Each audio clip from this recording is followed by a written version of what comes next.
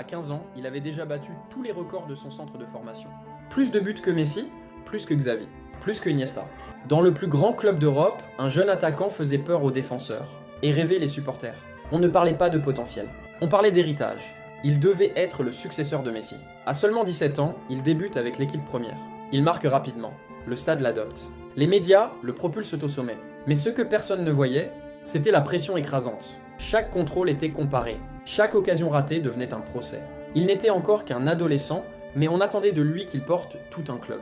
Très vite, quelque chose se brise. Avant certains grands matchs, son corps lâche, angoisse, panique, peur de décevoir. Il joue malgré tout, en silence, puis les minutes diminuent. La concurrence explose. Un génie argentin prend toute la lumière.